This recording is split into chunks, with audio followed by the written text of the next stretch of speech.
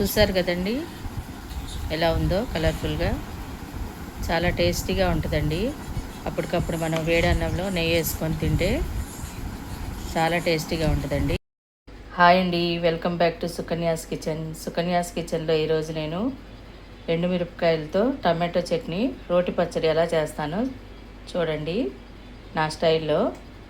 Okay అండి, ముందుగా తొడియాలు తీసుకొని పెట్టుకోవాలండి. మనకి ఎంత మంట తినగలుగుతామో అన్నీ. నేనైతే ఇన్ని మిరపకాయలు తీసుకున్నానండి. టమాటోస్ ఒక 4-5 టమాటోస్ తీసుకున్నాను. చూడండి,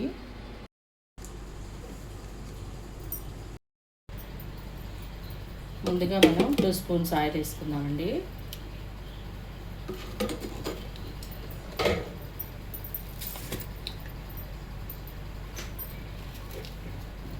ఆ తర్వాత కొంచెం జీలకర్ర వేసుకుందాం.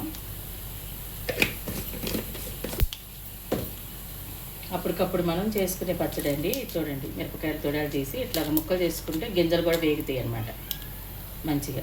వీటితో పాటు ఈ జీలకర్రతో పాటు ఇవన్నీ వేగుతాయి అన్నమాట. వీటన్నిటిని మంచిగా ఫ్రై చేసుకోవాలి. ఈజీగా అండి. అప్పటికప్పుడు వర్షాకాలం ఎప్పుడన్నా మనకి తినాలనిపించినప్పుడు స్పీడ్గా ఇలా చేసేసుకోవచ్చండి. ఇట్లా ముక్కలు చేసుకుంటే గింజలు మంచిగా వేగుతాయి అన్నమాట.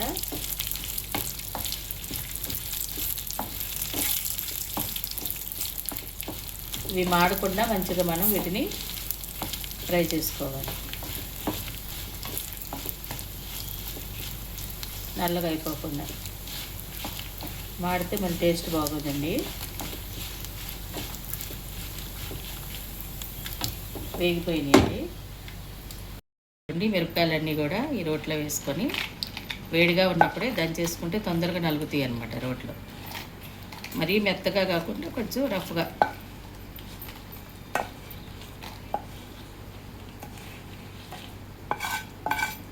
పెట్టుకోవాలి. దీంట్లోనే మనం టమాటోస్ కూడా ఉడకబెట్టుకుందాం అండి.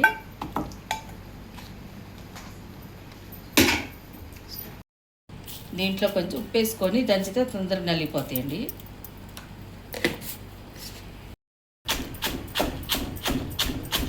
తొందరగా నలిగిపోతాయి వేడివేడిగా దీంట్లో దంచుతాయి.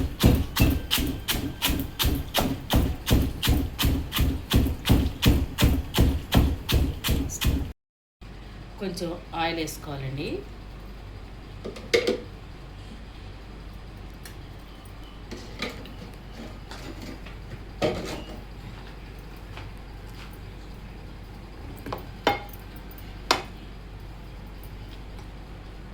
దీంట్లో ఆయిల్ వేసేసుకొని కొంచెం హీట్ ఎక్కిన తర్వాత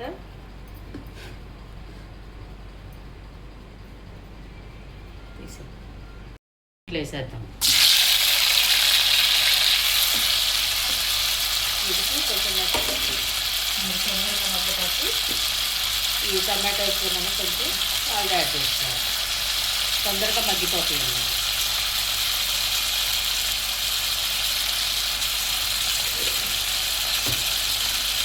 మూత పెట్టేసుకొని మగ్గిస్తాం.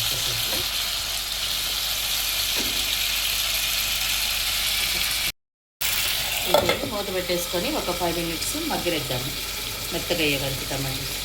ఓకే, ఇదిగోండి. దీంట్లోనే కొంచెం మనం చింతపండు కూడా వేసుకోవాలి. చూస్తారు కదండి, మెత్తగా అయిపోయింది. ఒక 2 మినిట్స్ తర్వాత దీన్ని తీసి రోట్లో వేసి దంచుతాము.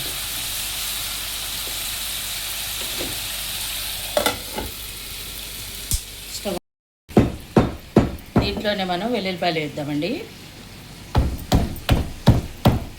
స్మెల్ బాగుంటుంది కదా. నూనెలో వేస్తే బాగోదండి, ఇట్లా పచ్చిగానే మనం నూరుకుంటేనే బాగుంటుంది టేస్ట్గా.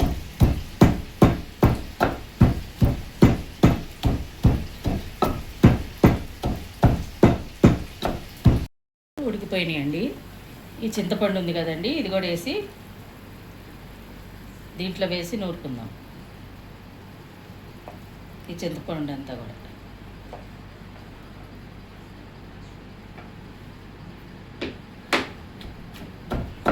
ఎందుకంటే మళ్ళీ దాంట్లో మనం ముక్కలు కలపటమేనండి టమాటోస్.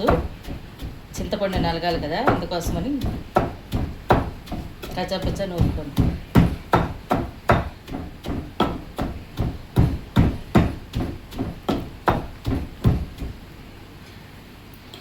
అప్పటికప్పుడు చేసుకోవటానికి బాగుంటుందండి ఇది. మనకి ఎప్పుడన్నా కూరలు తిన్నప్పుడు తినబుద్ధి కానప్పుడు ఇలాగ మనం ఈ రోట్లో పచ్చడి నూరుకుంటే చాలా టేస్టీగా ఉంటుంది. ఒక్కోసారి పచ్చిమిర్చితో కూడా అనిపించండి, మిరపకాయలతోనే బాగుంటుంది.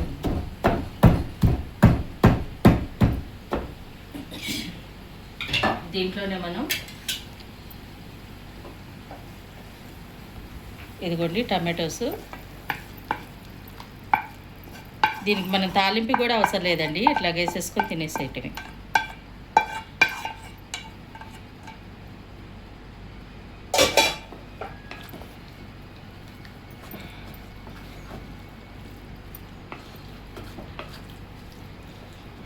దీన్నంతా మనం మిక్స్ చేద్దాము.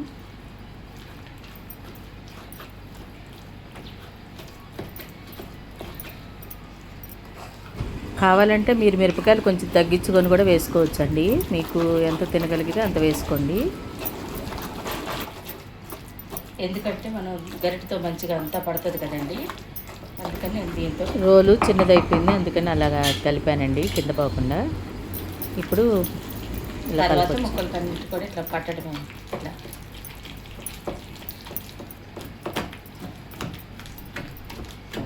ఇంతేనండి, చాలా సింపుల్ అన్నమాట. మరి టమాటో ముక్కలు బాగా మెత్తగుంటే బాగోదండి, ఇట్లా కచ్చపచ్చగా మనం నూరుకుంటే చాలా టేస్టీగా ఉంటుంది అన్నమాట.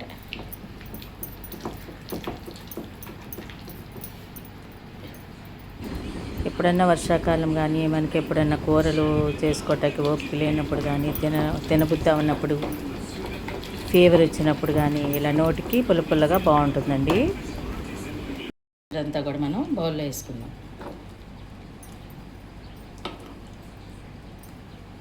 వెల్లుల్లిపాయలు చూసారా, నలిగినట్టుగా అట్లా అట్లా దంచుకుంటే బాగుంటుందండి.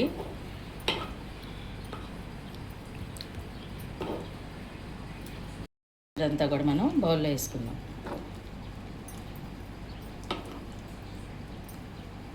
వెల్లుల్లిపాయలు చూసారా, నలిగినట్టుగా అట్లా దంచుకుంటే బాగుంటుందండి.